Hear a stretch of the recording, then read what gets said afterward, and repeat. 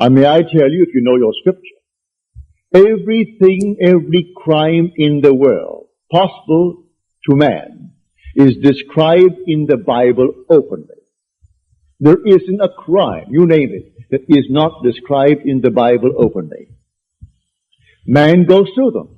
He doesn't have to. He can discriminate and not fall into one if he knows there are states. But you sit down and you listen to a certain story. A man who is prejudiced, and he poisons your mind.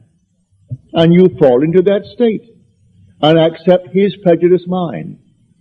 And then you're going to pay the price of that prejudice. Eventually you will.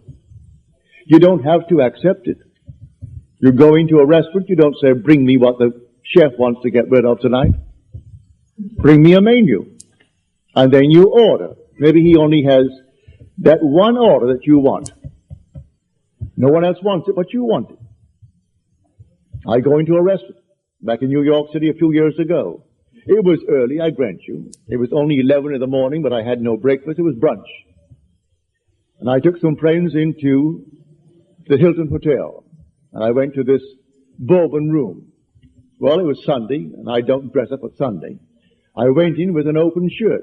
Well, New York hasn't quite caught on to California when it comes to wear. And so the head waiter, all stuffy, and he said, button up. And this very, very heavy accent. Well, I have an accent too, so I couldn't criticize him.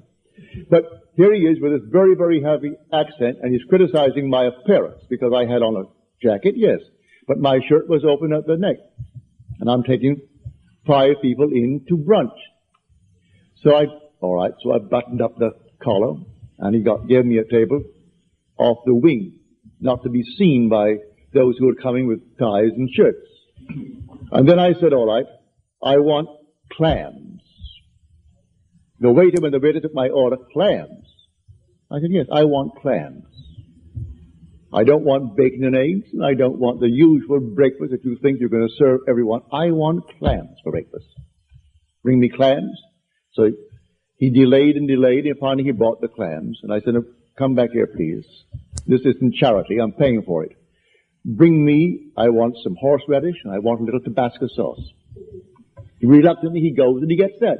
But that's what I wanted. I'm paying for it. Well, in life, do the same thing. You just don't go in and say, throw me a tie.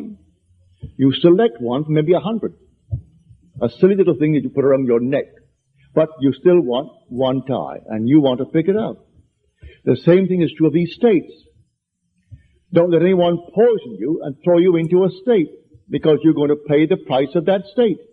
We're only moving through states, but they are a permanent, fixed number of states, and the Bible records them. Every character in that Bible is a state.